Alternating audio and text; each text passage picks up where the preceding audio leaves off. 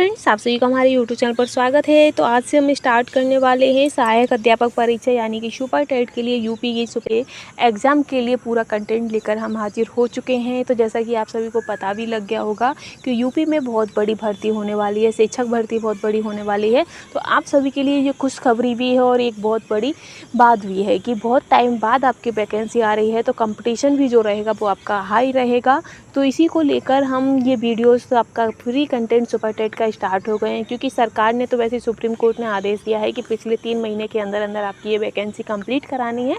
लेकिन अगर सरकार का क्या है कि वो 1 महीने में भी आपका एग्ज़ाम करा सकता है, लेकिन जो तैयारी होती है वो 1 महीने में नहीं हो सकती है, क्योंकि काफ़ी टाइम से वैकेंसियाँ नहीं आ रही। तो आपको पहले से तैयारी करनी होगी। तो अभी नोटिफिकेशन कुछ नहीं हुआ है, लेकिन जब तक नोटिफिकेशन जारी हो तब तक हम अपनी तैयारी अच्छे से कर रहे हैं। यदि जो हमारा सरकार है, बोर्ड जो है, अगर वो 1 महीने के अंदर भी एग्ज़ाम कराएगा तो भी हमारा क्लियर होना चाहिए। ठीक है, तो इन्हीं सब को देखते हुए हम आपके लिए सुपर टेट की क्लासेस लेकर हाजिर हो चुके हैं। आपको हमारे चैनल पर सुपर टेट के प्रत्येक सब्जेक्ट की क्लासेस पूरी प्रोवाइड होंगी। आपके जिस भी टॉपिक से क्वेश्चन पूछे जाते हैं, कौन कौन से चैप्टर वाइज रहते हैं, उन सभी से संबंधित हम आपको कराएंगे। जैसे कि आपका बाल मनोविज्ञान है, शिक्षण कौशल है, जीवन कौशल प्रबंधन एवं अभिवृत्ति है, इससे संबंधित भी जो आपके क्वेश्चन पूछे जाएंगे, जिसमें इनका जो टॉपिक है, जैसे वैयक्तिक भिन्नता हुआ, बाल विकास को प्रभावित करने वाले कारक हुए, शिक्षण कौशल में आपकी शिक्षण की विधियाँ, कौशल शिक्षण के सिद्धांत, और जीवन कौशल में जैसे व्यावसायिक आचरण, प्रेरणा एवं अभिप्रेरणा, इन सभी को इंक्लूड किया जाएगा। ठीक है,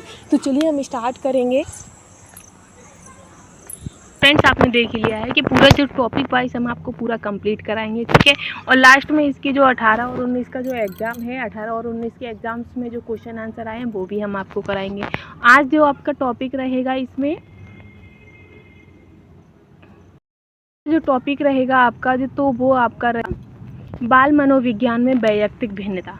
वैयक्तिक भिन्नता कैसी क्या होती है, उससे संबंधित कैसे क्या क्वेश्चन पूछे जाते हैं, तो वो सभी हम इसमें इंक्लूड करेंगे। जैसे कि स्मृति से वैयक्तिक भिन्नता हो सकती है, किसी कोई तेज याद कर लेता है, कोई धीमे।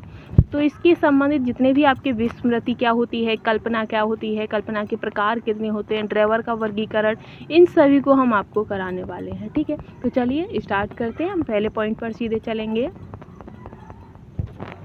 तो पहला है आपका वैयक्तिक भिन्नता। ठीक है,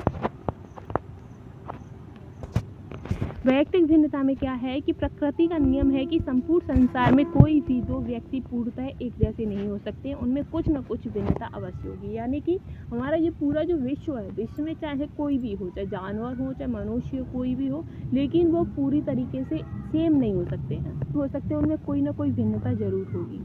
इसमें आपकी जो क्या कहते हैं, जो डेफिनेशंस होती हैं, उनसे संबंधित क्वेश्चन आपसे पूछे जाते हैं। जैसे व्यक्तिगत भिन्नताओं से हमारा तात्पर्य व्यक्तित्व के उन सभी पहलुओं से है जिसका माप किया जा सकता है। यानी कि जो व्यक्तिगत भिन्नता होती हैं, उनका जो तात्पर्य है, स्किनर कहते हैं कि उनका तात्पर्य वो उनसे लगाते हैं जिसका व्यक्ति का किसी न किसी रूप में माप किया जा सकता है। ठीक है, तो ये डेफिनेशन किसकी है, तो ये आपके स्किनर की है। ठीक है, नेक्स्ट डेफिनेशन है कि शरीर के आकार, स्वरूप, शारीरिक कार्यों संबंधी क्षमताओं, बुद्धि, उपलब्धि, ज्ञान, रुचियों, अभिवृत्तियों और व्यक्तित्व के लक्षणों में माप की जा सकने वाली विभिन्नताओं की उपस्थिति सिद्ध हो चुकी है। तो ये जो डेफिनेशन है, ये आपकी किसकी है, तो ये आपकी डेफिनेशन टाइलर की। और आपको बता दें कि जो डेफिनेशन वाले जो क्वेश्चन होते हैं वो सेम टू सेम आते हैं। आपको कोई भी आप इधर उधर नहीं कर सकते हैं, तो आपको ये डेफिनेशन भी याद करनी होंगी। फिर है कि कोई व्यक्ति अपने समूह के सदस्यों के शारीरिक तथा मानसिक गुणों के औसत में जितनी भिन्नता रखता है उसे वैयक्तिक भिन्नता कहते हैं।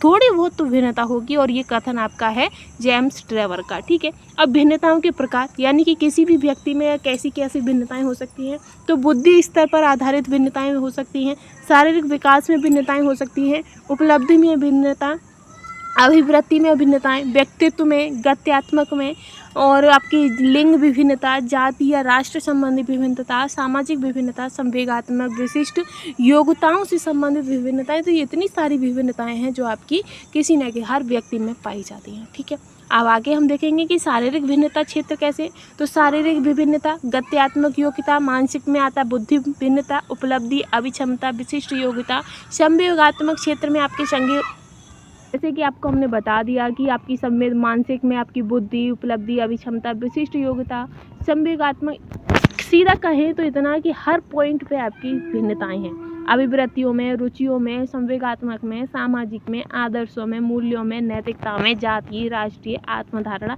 इन सभी में भिन्नताएं होती है। ठीक है।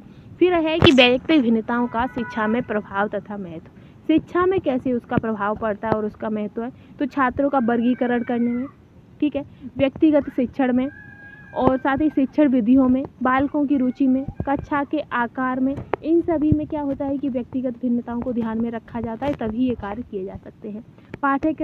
पाठ्यक्रम का विभिन्नीकरण में, बालकों के गृह कार्य वितरण में, बालकों की रुचियों के विकास करने में, लिंग भेद के अनुसार शिक्षा के स्वरूप निर्धारण में, व्यक्तिगत विभिन्नता के प्रमुख कारण क्या है, यानी कि जो प्रत्येक व्यक्ति में, प्रत्येक बच्चे में जो विभिन्नताएं पाई जाती हैं उनका कारण क्या है, तो वंशानुक्रम है, वातावरण है, जाति प्रजाति व देश है, आयु या बुद्धि है। ठीक है। आगे है कि व्यक्तिगत विभिन्नताओं पर आधारित शिक्षण प्रविधि है। तो कौन कौन सी प्रविधि है, आपकी प्रोजेक्ट विधि है जो कि किलपैट्रिक ने दी है, डाल्टन विधि है। ठीक है। आगे है आपका कि प्रोजेक्ट विधि के जन्मदाता कौन है, तो आपके किलपैट्रिक है। डाल्टन प्रणाली के जन्मदाता कौन है, तो मिस हेलन पार्कहर्स्ट है। किंडरगार्टन प्रणाली के जन्मदाता कौन है, तो फ्रोवेल है। किंडरगार्टन प्रणाली की शिक्षा दी किसने है, तो खेल खेल के द्वारा दी जाती है। ठीक है। तो ये जो आपकी विभिन्नता से संबंधित जो क्वेश्चन थे वैयक्तिक विभिन्नता से, वो सारे कंप्लीट होते हैं। नेक्स्ट जो हमारा इसमें टॉपिक है आपका वो स्मृति है। तो स्मृति से संबंधित जो जितने भी आपके क्वेश्चन बनते हैं वो भी हम देख लेते हैं। ठीक है। तो आज के लिए बस इतना ही। अगर वीडियो आपको पसंद आई हो तो प्लीज़ चैनल के साथ बने रहिएगा। Thanks for watching.